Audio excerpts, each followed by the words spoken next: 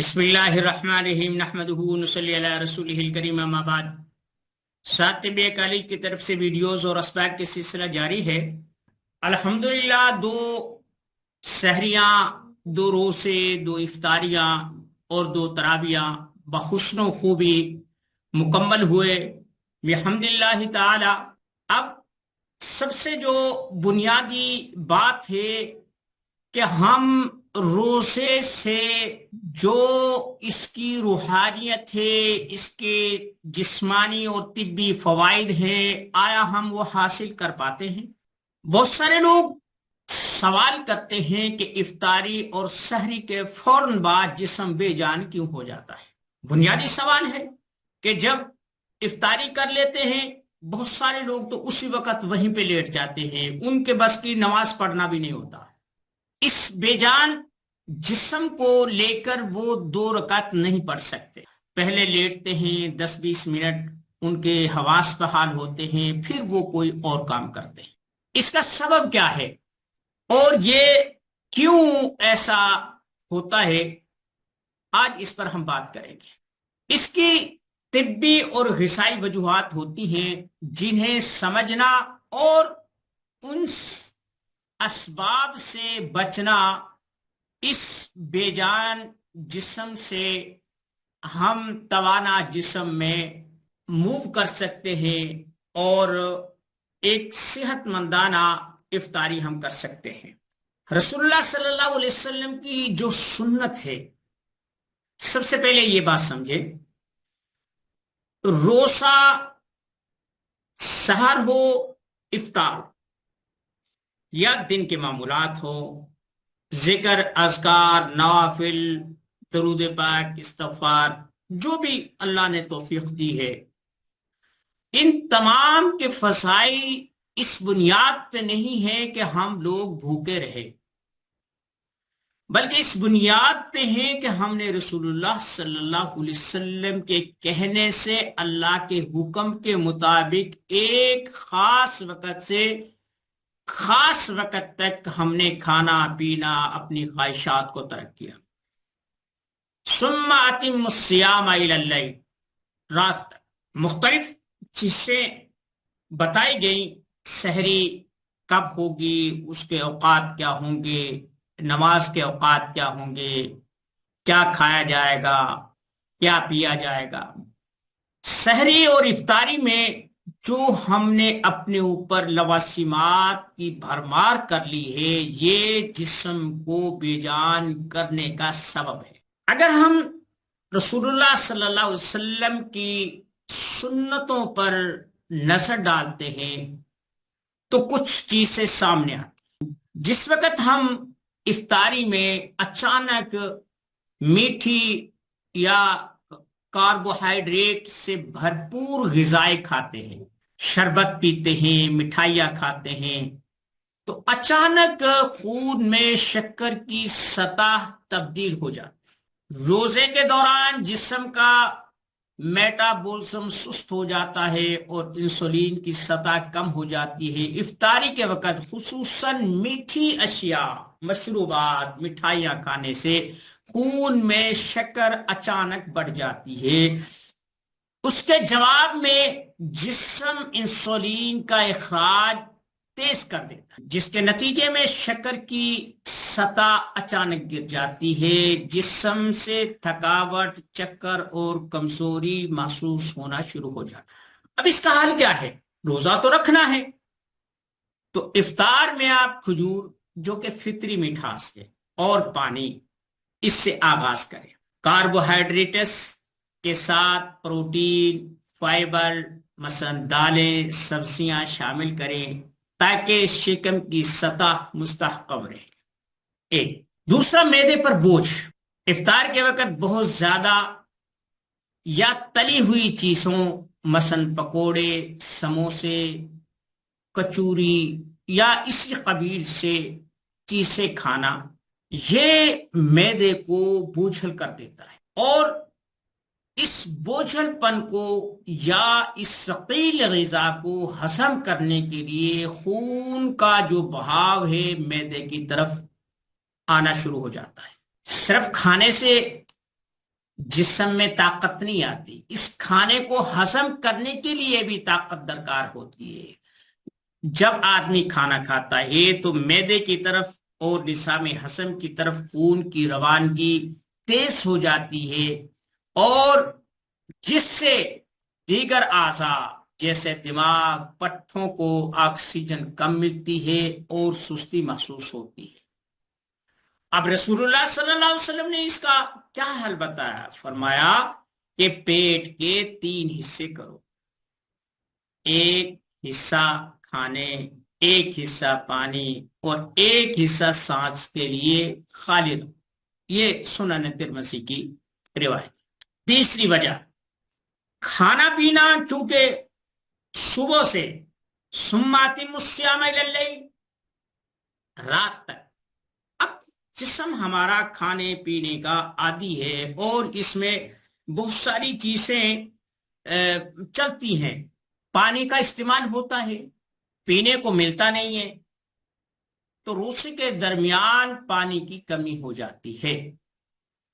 مثلا آج کل تو چلو موسم ٹھیک ہے، لیکن گرمی کی شدت میں افطار کے وقت پیاس کی شدت پڑ جاتی ہے، تو پانی پینے سے جسم میں جو نظام ہمارے جسم کو چلا رہا ہے اس کا توازن بگڑ جاتا ہے، جس سے تھکاوٹ یا چکر آتے ہیں۔ سحری میں پانی یا افطاری میں پانی، تربوز، کھیرا جیسے پانی سے بھرپور کھائیں، پھل کھائیں۔ افطار کے وقت پانی آہستہ آہستہ پئیں، ایک ساتھ گلاس ختم نہ کریں۔ اب یہ ایک کتنی اہم سنت ہے۔ رسول اللہ صلی اللہ علیہ وسلم نے فرمایا کہ جب تم برتن میں پانی پیو تو 3 سانسوں میں پیو، اور اگر کوئی چیز اس میں آ جائے تو پھنکارو مت، اسے انگلی سے نکالو، کسی اور چیز کی مدد سے اس تنکے کو نکالو۔ 3 سانسوں میں پیو، پہلا گھونٹ چھوٹا ہو تاکہ جسم کو پتا چل جائے کہ کچھ پی رہا ہے، وہ کچھ گیلا ہو جائے، دوسرا گھونٹ اس سے بڑا ہو، اور تیسرا اس سے بڑا ہو۔ اب اگر ایک دم کٹ کٹ کٹ کٹ آدمی پی جاتا ہے تو جو ہمارا یہ نظام ہضم ہے، خوراک کی نالی ہے، معدہ ہے، یہ کیونکہ ایک دم جو اس کی گرمی ہے اور پانی کی جو ٹھنڈک ہے، اس میں ایک قسم کا تضاد پایا جاتا ہے۔ اگر ہم تھوڑا سا اس پہ ڈالیں، مثلا آپ دیکھیں نا، آپ جب غسل کرتے ہیں یا وضو کرتے ہیں تو تھوڑا سا آپ ہاتھوں پر پانی ڈالتے ہیں، کلی کرتے ہیں، وضو کرتے ہیں، مسح کرتے ہیں، اس سے جسم اس بات کے لیے آمادہ ہو جاتا ہے کہ اب مزید پانی ڈال سکتے ہیں۔ اگر ایک دم پانی ڈالا جائے تو جسم اس کے لیے تیار نہیں ہوتا، اور یہ فالج تک کے لیے الارمنگ ہوتا ہے کہ ایسا نہیں کرنا چاہیے۔ تو اس لیے بتدریج جب ہم پہلے تھوڑا سا ایک گھونٹ پانی پیتے ہیں، اس سے ہمارا نظام جو خوراک ہے یہ متنبع ہو جاتا ہے، اور یہ اس کے لیے تیار ہو جاتا ہے، پھر کچھ زیادہ پھر وہ اس کو جذب کرتا ہے، پھر تیسرے گھونٹ میں جب وہ کرتا ہے تو وہ گنجائش بنا چکا ہوتا ہے، اور جسم اس پانی کو آسانی سے ہضم کر لیتا ہے۔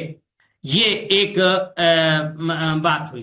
پھر غذائی عدم توازن، افطار میں پروٹین، وٹامنز، معدنیات کی کمی، نشاستہ، چکنائی کی زیادتی جسم کو ضروری توانائی نہیں پہنچاتی، جس سے میٹابولزم سست ہو جاتا ہے۔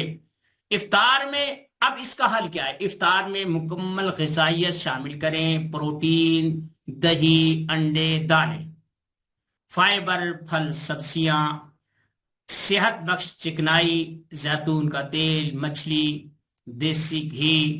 اور اب 5ویں صورت، نیند کی کمی یا جسمانی عادات۔ رمضان میں نیند کے اوقات بدل جاتے ہیں، جس سے جو ہارمونز کا تناؤ ہوتا ہے بڑھ جاتا ہے، توانائی کم ہو جاتی ہے۔ دن میں قیلولہ کریں، 15-20 منٹ کی نیند لیں۔ رسول اللہ صلی اللہ علیہ وسلم نے فرمایا، قیلولہ کرو، شیطان قیلولہ نہیں کرتے۔ اب سنت کے مطابق افطار کریں، کھجور اور پانی سے آغاز کریں، یہ فوری توانائی دیتا ہے اور معدے کو تیار کرتا ہے۔ یعنی پانی بھی تھوڑا سا پی لیا، کھجور بھی کھا لی، اب آہستہ آہستہ پہلے نماز پڑھے پھر کھانا کھائیں، تاکہ جسم جو کھجور پانی اور ہلکی پھلکی کوئی چیز لی ہے، پھل وغیرہ کھائے ہیں، جسم جو سارے دن کا بھوکا پیاسا ہے وہ اب اس چیز کے لیے آمادہ ہے کہ غذا کھا لی جائے۔ آہستہ آہستہ کھائیں، سحری ضرور کریں۔ رسول اللہ صلی اللہ علیہ وسلم فرمایا سحری کھاؤ، اس میں برکت ہے، بخاری شریف۔ سحری میں دلیا، انڈے، پھل جیسی دیر تک توانائی دینے والی غذائیں استعمال کریں۔ اب ایک چیز آپ دیکھیں، جو ہم تلی ہوئی چیزیں کھاتے ہیں، پکوڑے، سموسے، کچوریاں، پوریاں یا اس قبیل سے، سب سے پہلی بات تو یہ کہ ان کی ترکیب ساخت ایسی ہوتی ہے کہ یہ معدے کو بالکل پسند نہیں۔ معدے کو ایسی چیز پسند ہے جس میں چھلکے ہوں، جس میں تن کے ہوں، جس میں دردرا پن ہو، یہ معدے کو پسند ہے۔ جیسے دالیں ہو گئی، سبزیاں ہو گئیں، موٹا اناج ہو گیا، دلیا ہو گیا، جو کے ستو ہو گئے، یہ چیزیں۔ جو لوگ افطاری یا سحری میں کمزوری محسوس کرتے ہیں اور سحری اور افطاری کے بعد ان کا جسم ناتواں ہو جاتا ہے، ان کے لیے ایک رائے ہے کہ آپ جو کا ضرور استعمال کریں۔ جو کا دلیا بنا لیں، اس کا شربت بنا لیں، ستو بنا لیں، یعنی جو کا استعمال کریں۔ یہ آپ کے جسم کو ایک تو سارے دن توانا رکھتا ہے، بھوک پیاس برداشت کرنے کی ہمت دیتا ہے۔ کھجور کا استعمال کریں۔ ہاں ایک یہ چیز ہو سکتی ہے کہ آپ جو قدرتی مٹھاس ہے، جیسے کھجور ہے، گڑ ہے، یا کشمش ہے، انجیر ہے، ایسی چیزیں آپ استعمال کریں۔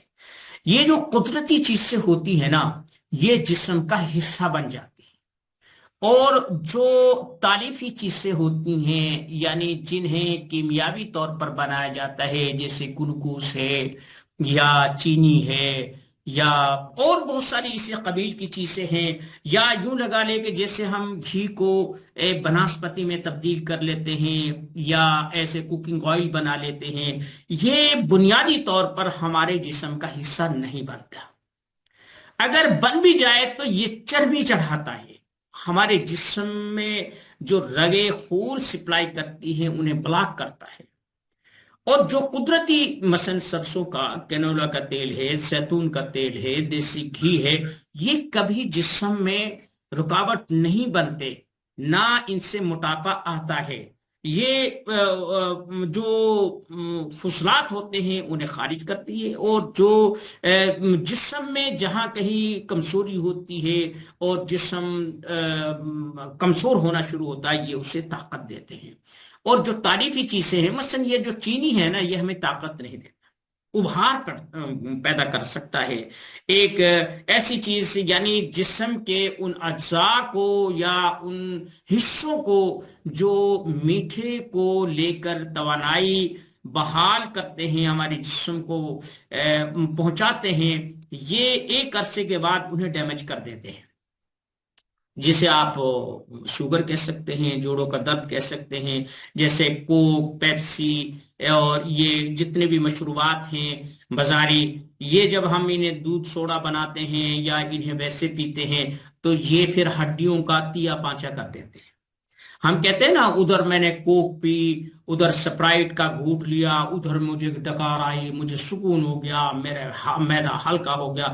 ہلکا نہیں ہوا، تیرا بیڑا غرق ہوا ہے۔ جس طریقے سے اس نے تیرے کھانے کو جو ہے نا ویسٹ میں پھینکا ہے، اسی طریقے سے تیری ہڈی اور پٹھوں کو بھی وہ ویسٹ میں پھینک دیتا ہے۔